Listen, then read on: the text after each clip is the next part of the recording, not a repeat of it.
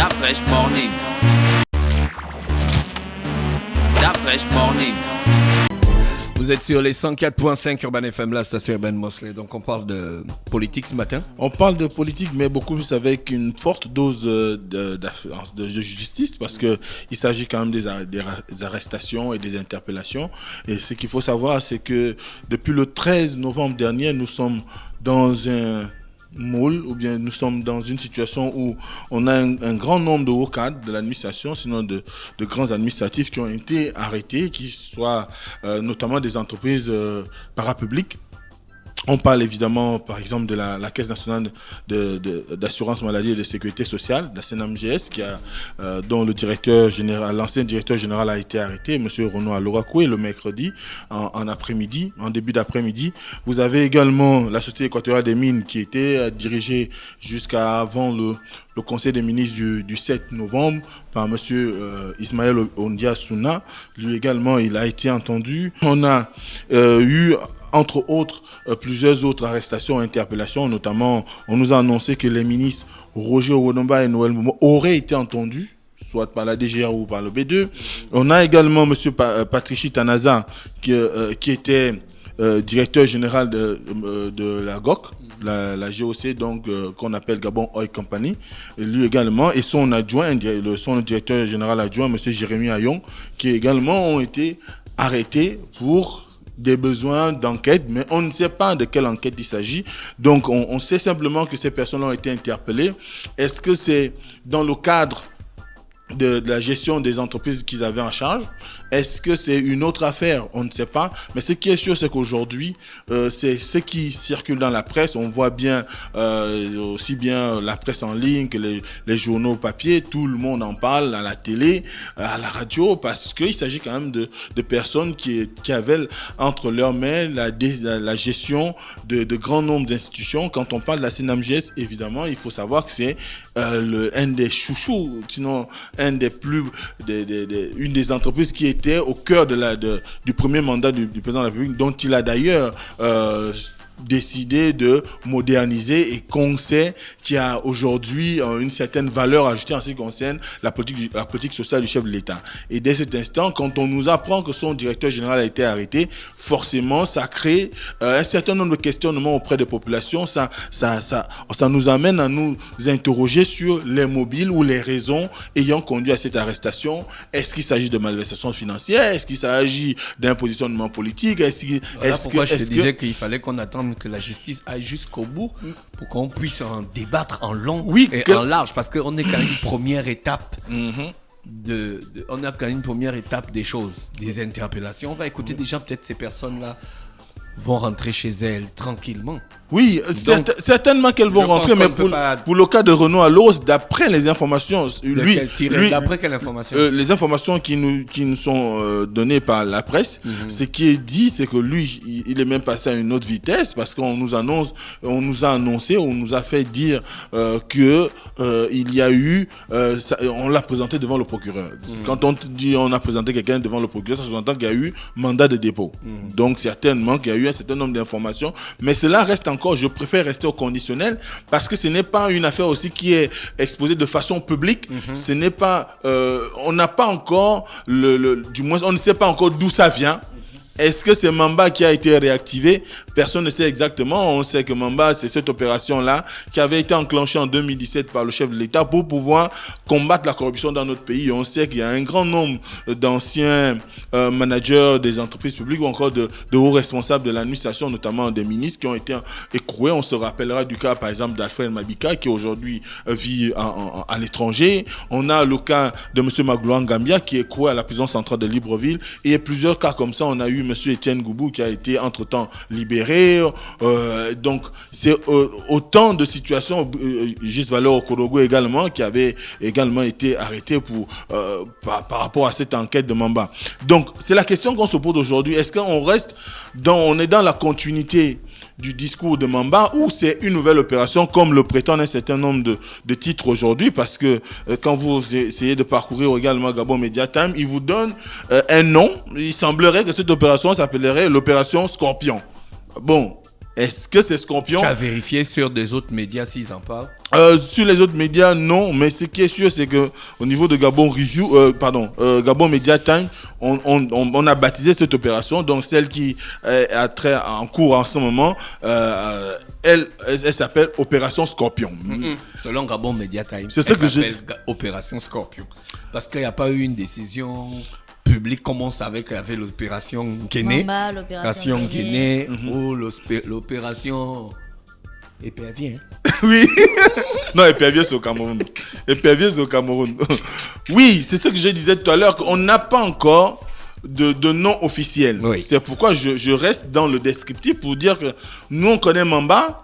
Et quand on nous présente, notamment Gabon Media Time nous présente, nous donne un nouveau nom, Opération Scorpion, est-ce que ça veut dire que Mamba n'a plus de toute sa vigueur, Mamba est mis aux oubliettes et est enterré? Est-ce qu'aujourd'hui Scorpion, on connaît quand même l'agressivité d'un scorpion, pardon.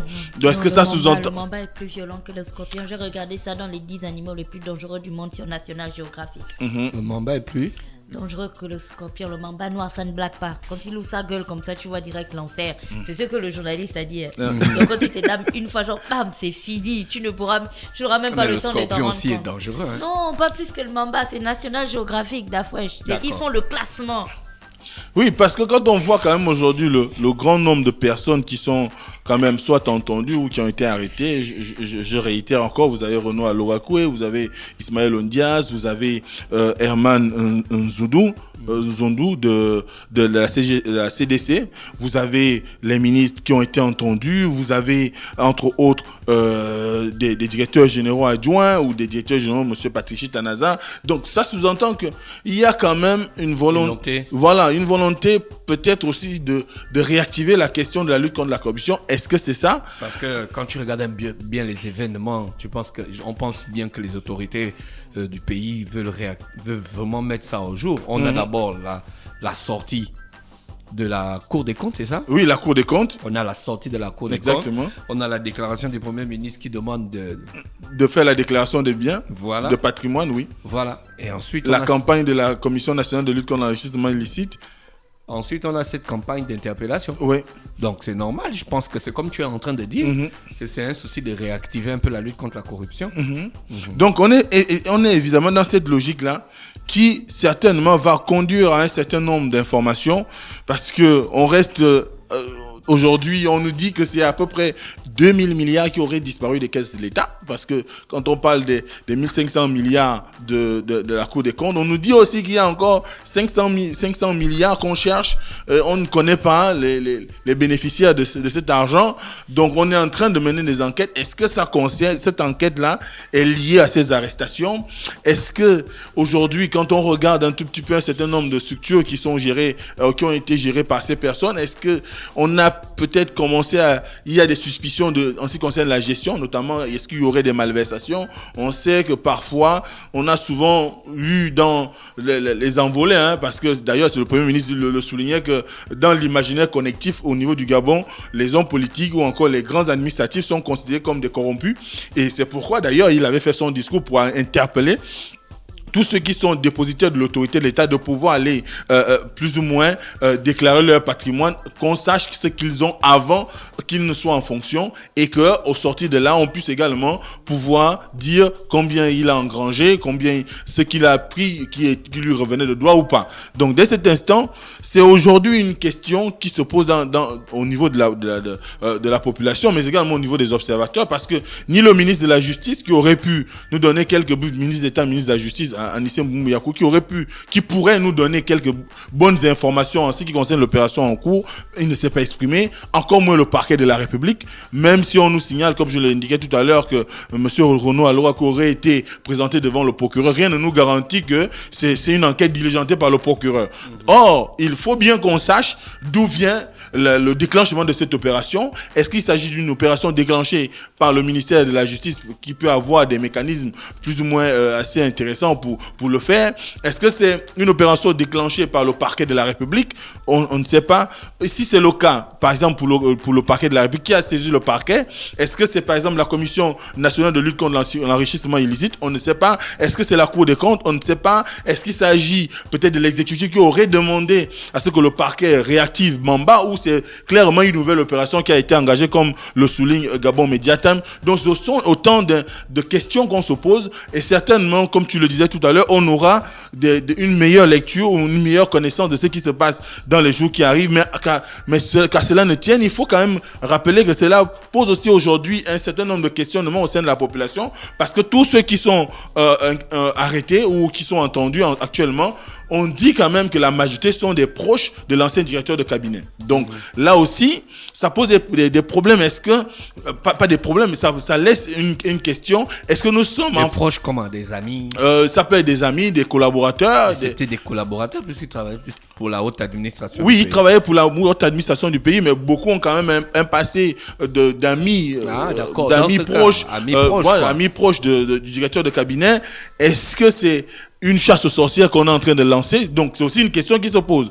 Maintenant, après, il reviendra à celui qui a diligenté cette campagne ou encore cette action de justice de pouvoir donner les mobiles qui conduisent à de telles opérations, parce que faut pas qu'on laisse la population dans une situation où elle sera elle-même amenée à tirer ses conclusions, et ça peut aller dans tous les sens, parce qu'aujourd'hui vous voyez bien que malgré le fait que le directeur de cabinet soit débarqué, il y a quand même des gens qui sont restés proches de lui et qui continuent à défendre sa position comme étant celui qui a permis à un certain nombre de jeunes d'arriver à un certain nombre de fonctions. Il vous rappellera que la plupart de ceux qu'on a indiqués tout à l'heure sont arrivés à ces fonctions-là à la suite de sa nomination aussi en tant que directeur de cabinet. Donc certainement qu'il peut y avoir des rapprochements qu'on peut tirer entre ces derniers. Mais comme je l'ai dit tout à l'heure, tout cela doit être fait sous le sceau quand même de la présomption d'innocence, parce que faudrait pas qu'on prête le flanc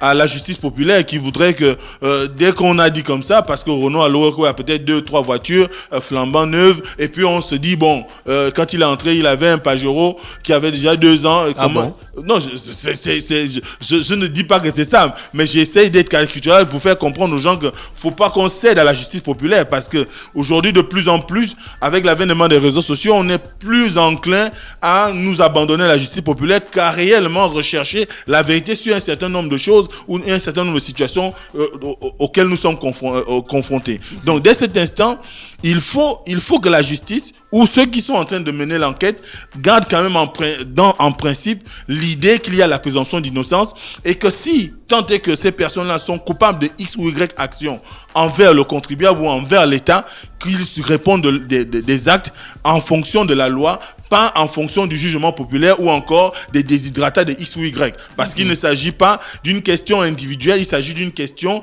qui relève du droit. Et tant que le droit est donné et dit au nom du peuple gabonais, on doit quand même rester dans les marques qui parlent du droit, qui parlent de la justice, et qui parlent de la justice parlent forcément du respect des droits de l'homme, pour qu'on ne rentre pas dans des situations qui feraient que bien on ne comprenne plus exactement où on veut aller, que les gens n'aient pas l'impression qu'on est responsable administratif dans le pays que pour faire la prison. Parce qu'on voit aujourd'hui, quand on regarde... Ah, parce que si c'est ça, la prochaine fois qu'on nomme quelqu'un, il va refuser. Moi, je ne veux pas l'entendre. Mais pourquoi les gens ne font pas bien leur travail? Si on est à ce niveau dans notre pays, c'est parce qu'on a nommé des gens à des postes qui n'ont pas fait leur travail. Donc c'est normal que la justice puisse maintenant se comporter de cette manière, d'être prudent pour savoir à qui on a affaire ou à qui on n'a pas affaire. Je crois que c'est... Parce que si les gens faisaient bien leur travail, on n'aurait pas plus de grosses voitures que des lits à l'hôpital. Oui. Ça n'a pas de sens. Et on n'aurait pas plus de grosses voitures que des tables bancs ou des salles des salles de classe. Est-ce que tu vois? On n'aurait pas plus de grosses voitures que de routes à ranger. C'est normal que la justice puisse se comporter comme ça. Peut-être je suis d'accord avec toi sur le plan de la communication. Mais moi sur le plan de la procédure, je suis tout à fait d'accord. Oui, on peut être d'accord avec la procédure. On peut quand même relever ce que tu as eu à mettre en évidence, notamment le fait qu'il y ait des gens qui ont des gros véhicules. D'ailleurs, peut-être c'est la raison pour laquelle aussi il y a une taxe sur les voitures de luxe Gina, tu en sais quelque chose? Oui. Dans la nouvelle loi des finances, Oui. certainement que l'État aussi a constaté que beaucoup de personnes... La fois, je dis que nos voitures, là, c'est 2 chevaux. Oui. Non, on a les 2 chevaux. Nous, on a les 2 chevaux. Un cheval et 2 chevaux. Et 2 chevaux. On n'a pas les trucs qui disent qu'ils vont taxer. Là. Voilà. Nous, on a les petits toc-toc. Voilà. Donc ça aussi, tu as raison parce que quand tu es dans la logique qui voudrait que les gens, quand ils sont à un certain nombre de postes de responsabilité, ils devraient exécuter le travail qui est le leur parce On que devrait sentir ça. ça devrait se ressentir au quotidien chez les populations. Voilà. Exactement. Parce que par exemple, si le président lui-même a dit ça, qu'on ne mange pas la croissance. Ça veut donc dire que les populations attendent des résultats, on dit ça comment? Palpables. Voilà, des résultats palpables. C'est ce que les populations attendent. Oui, effectivement, les populations attendent que le service public ou encore les structures qui sont dédiées aux usagers puissent travailler de telle sorte qu'ils puissent bénéficier des avantages qui sont liés à leur fonctionnement. Or, malheureusement, c'est ce qu'on déplore aussi. Quand on voit aujourd'hui la posture de la CNAMGS, où vous avez des pharmacies, des centres, des structures sanitaires ou hospitalières qui refusent les personnes qui sont détentrices de la carte ou d'assurés de la CNAMGS, eh ben, on a quand même, à un moment donné, on se pose des questions. Est-ce que ce n'est pas aussi ça qui a conduit à cette arrestation? Maintenant, n'empêche qu'il revient à la justice de déterminer les mobiles, de nous donner les raisons et de pouvoir rendre justice au nom du peuple gabonais pour que la population et tous les observateurs, mais également parce que cela peut également avoir un impact sur le plan international dans la mesure où la lutte contre la corruption est aujourd'hui le cheval de bataille de bon nombre de pays en Afrique et nous sommes un pays qui est à la recherche des investisseurs. On ne peut pas envoyer un signal contraire à l'étranger en termes d'investissement et surtout que le Gabon aujourd'hui est en train de faire un clin d'œil aux investisseurs venant du Moyen-Orient. Ça sous-entend qu'eux là-bas ils sont stricts sur cette question de la corruption. Donc dès cet instant, il faut évidemment qu'on comprenne qu'on a besoin qu'il y ait ce type d'opération, mais le plus important aujourd'hui, c'est aussi de porter à la connaissance du public les mobiles et les raisons qui ont engagé cette procédure. Merci Mosley qui était avec nous ce matin sur les 104.5. Gina, tu voulais ajouter quelque chose? Pourquoi tu tires les narines? C'est la griffe. Tu as fait des gifles. C'est la gifle de la DGR, tu blagues. Merci, c'était Mosley ce matin sur les 104.5 Urban FM, la station urbaine dans le Da Fresh Morning, le réveil matinal au plus de la capitale sur la radio. La plus de la capitale demain, lorsqu'il sera exactement 7h, nous serons ensemble. René Ruth est avec nous pour l'horoscope des auditeurs. Da Fresh Morning.